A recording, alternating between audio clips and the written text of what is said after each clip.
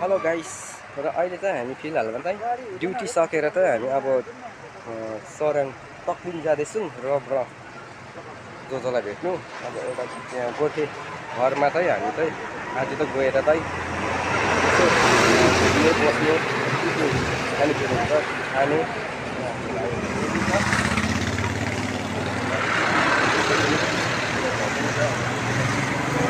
जान्छौँ र यहाँबाट फेरि किन लागेको अर्को साथीहरूलाई पर्खिरहेको छौँ हामीले। साथीहरू त यहाँ माथि छ फाटकमा आउँदै रहेछ, गाडीमा पनि हुन्छ भने चाहिँ हामीले बाइकमा जाँदैछौँ। हेलो भन्दैन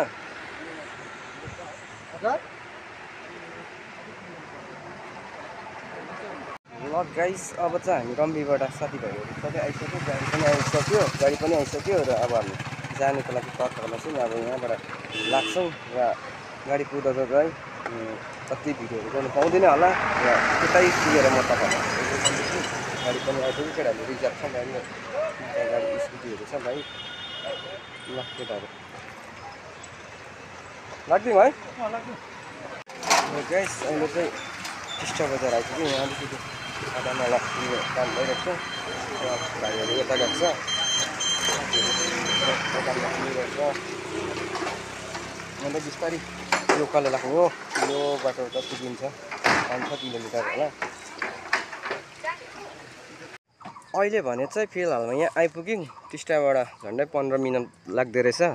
तर बाटो त यता हो कि तकलिङ यता हो कि यता हो, तकलिङ टु बडामङमा छ। तर हामी दोधारमा छौँ। यहाँ गाडी पनि हिट भइसक्यो नि त भाइ, स्कुटी पुरा हिट हुँदो रहेछ। एकछिन राखेको, साथीहरू गाडी आउँदैछ। बाटो अलिक उयो रहेछ नि त, यो फाटकमा आइपुग्यौँ। अब उदय दाजुलाई सोध्ला जस्तो छ त फोन गरेर। ल साथीहरू आउँदैछ, यहाँ पनि 5 जना साथीहरू यो भित्र छ। र अहिले अघिको बाटोबाट त झन्डै अर्कोपट्टि बस्नु पऱ्यो र यता रहेछ, यो लेफ्टपट्टि राइटपट्टि नै आउनुपर्ने रहेछ। र अहिले आएर यहाँ एकछिन भित्र रहेछ गाडी।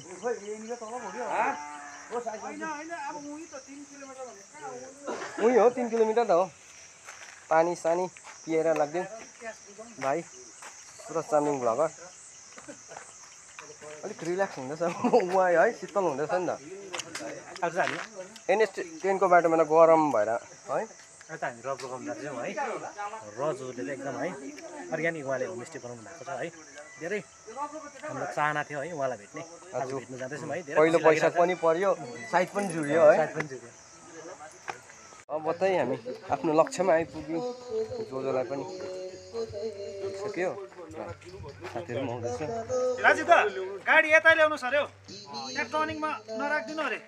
ठुलो गाडीले डिस्टर्ब हुन्छ अरे तपाईँलाई त्यसको नजर फेरि मिलाएर राख्दिउँ। हाम्रो लक्ष्यमा आइपुग्यो रब्रोको।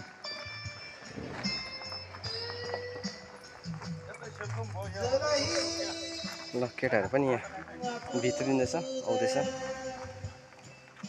जस आइपुग्यौँ। अहिले कति बज्यो? यहाँ त प्युर अर्ग्यानिक खाद्य सामग्रीहरू, अचारहरू रहेछ। यो दालहरू, मौसम पुरा मजा रहेछ। यहाँ त बाजा गाजा रहेछ नि त। उक्ली हलो पनि रहेछ, झ्याँको। त्यो त झ्याँतो हो।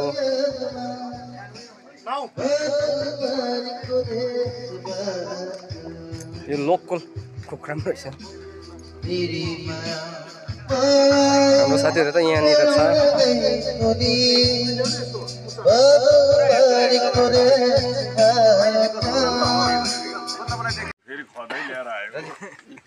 र अहिले चाहिँ हाम्रो जोजोलाई हामीले चाहिँ यो भेट इन्द्रजित दा हुनुहुन्छ र भेना भाउजूलाई पनि लगाइदिउँ न खदाको ओइरो भेट्ने इच्छा थियो होइन, आइपुग्नु पाएँ। बाटो सोध्दै सोध्दै एउटाले मलाई फेरि त्यो कस्तो चाहिँ बनाइ देख्यो होला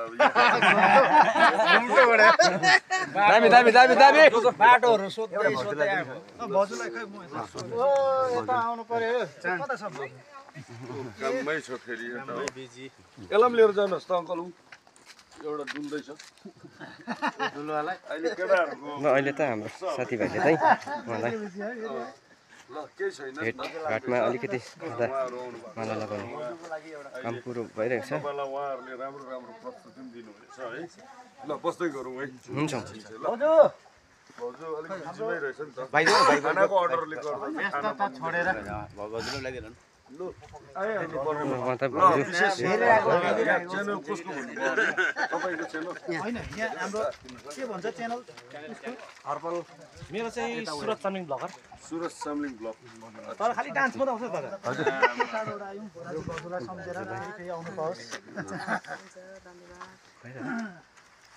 यता यहाँ भाइको चाहिँ च्यानल रहेछ सुरज चामलिङ ब्लगर डान्सको दर्रो आयो एकदम डर आज हामीले डान्स हेर्नु पाइयो हजुर हजुर एकछिन पर्खिँदै गर्नुहोस् चामलिङ हर्पल निरज सामलिङ ब्लग म त फेसबुक पेज हर्बल भन्छ त उहाँले हर्पल हर्पल ए हर्पल हर्पल हर्पल हजुर हर्बल हर्बल हर्बल हर्बल भनेर जडीबुटी बेच्ने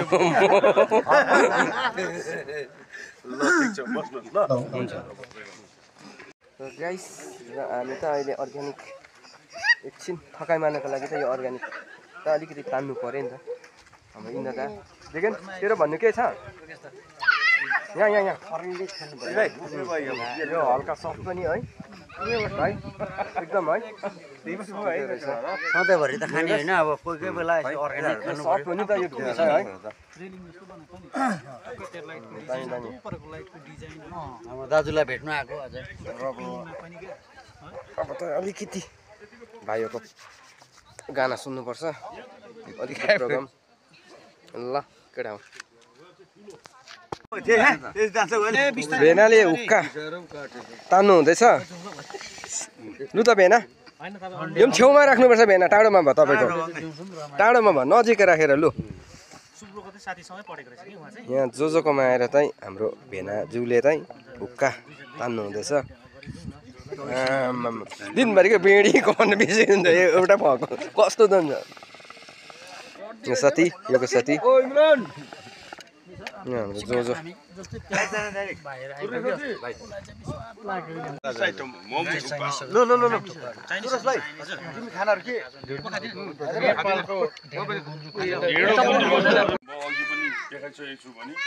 उहाँको पनि आज बर्थडे चाहिँ यो अर्ग्यानिक घरकै अगाडि गर्नको लागि उहाँहरूले पनि रेडी गरेर आउनु भएको रहेछ र तपाईँहरूलाई थाहै भएको कुरो यो अर्ग्यानिक बर्थडेको लागि चाहिँ यहाँ अर्ग्यानिक टेबल मैले अघि रेडी गरिसकेको छु एकदम देखाइदिउँ अनि आजको विशेष बर्थडे कसको भनेर तपाईँहरूले सोच्नु हुँदै होला यति धेरै दर्शकहरूको माझमा आज यहाँ सबैजना यो समय पर्खेर बसेको घडीमा बर्थडे चाहिँ स्पेसली उहाँको है अघि नै मैले शुभकामना पनि दिइसकेको छु भने आउनुहोस् हजुरहरू यता अगाडि कता कता घुमाउनु भएको छ यो ठिकै छ नि त्यस्तो थियो उता अगाडिपट्टि बस्नुहोस् न यता छड्के भयो यतै अगाडि यहाँ चाहिँ अलिकति आज हामी एउटा बर्थडे पनि रहेछ सिक्किमको रहेछ बर्थडे र त्यो सेलिब्रेसन पनि यहीँ गरेकोले गर्दा त्यो पनि एउटा भेट्यो राम्रो लाग्यो एउटा बर्थडे यहाँ सिक्किमको नानी छोरीको रहेछ हो दर्शकहरू आउनु भएको छ उहाँहरू चाहिँ कतिजना नाम्चीबाट हुनुहुन्छ नि कतिजना हाम्रो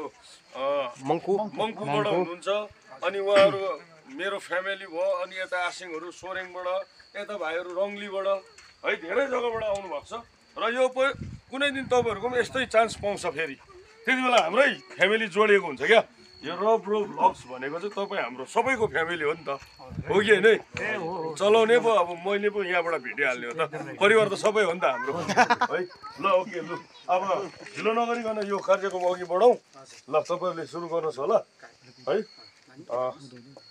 उयो खोइ काट्ने रेडी छ है ल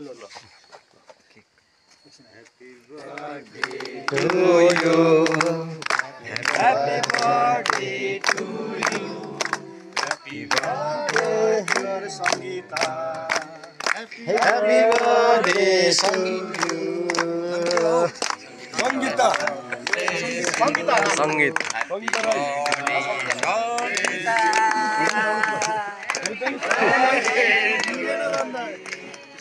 ह्याप्पी बर्थडे टु यु। मैले चाहिँ अब मेरो मिसेसलाई एक्स्ट्रा गरौँ भनेर सोचेको थिएँ कि आज हाम्रो रोको अर्ग्यानिक होमस्टेको अगाडि यसरी गर्नुभयो एकदम म पनि खुसी छु है।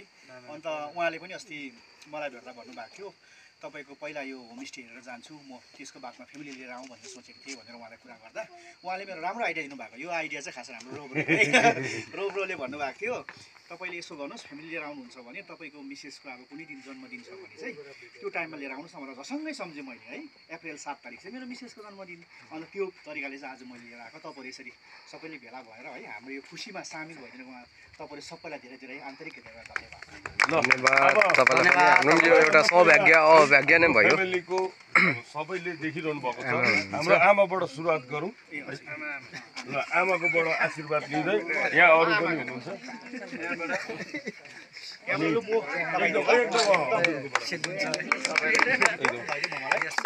एकछिन मम्मी उहाँ नानी पछाडि पालै पिलो गरौँ एकछिन।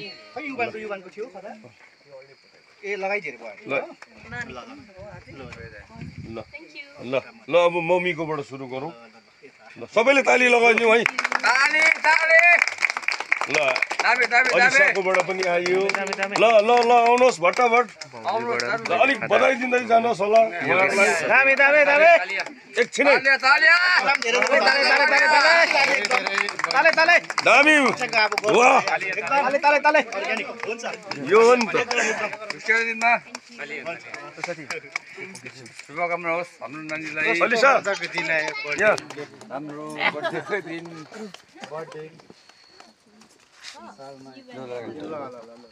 भाइ यो पक्रिदिनुहोस्। हजुर हुन्छ। ए उसले पक्रिन्छ।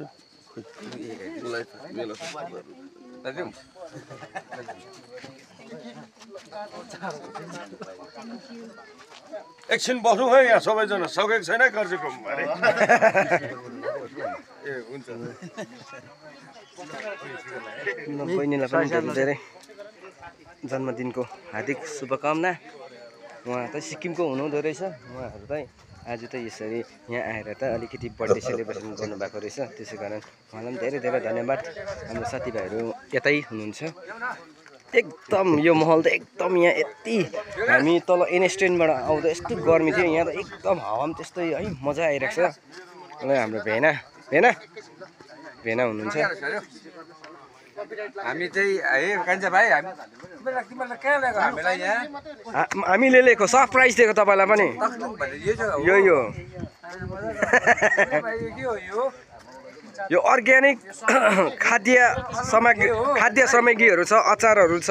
तपाईँले यहाँ बाजागाजा पनि हेर्नु सक्नुहुन्छ। अचारहरू छ, किन्नुपर्छ। लसुनहरू हेर्नु न, उहाँ बजाउनेहरू हेर्नु।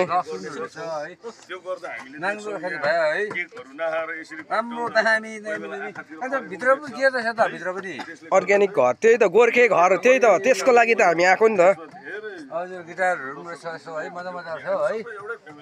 मकै चाटा मात्रै रहेछ है। त्यो दिन उहाँ एक्लै आउनु भएको छ बिचरा। तपाईँहरूले भिडियो पनि हेर्नुभयो। अनि उहाँहरूले धेरै भिडियो मेरो सधैँ हेर्नु हुँदो रहेछ र आउने इच्छा गर्नु भएको रहेछ।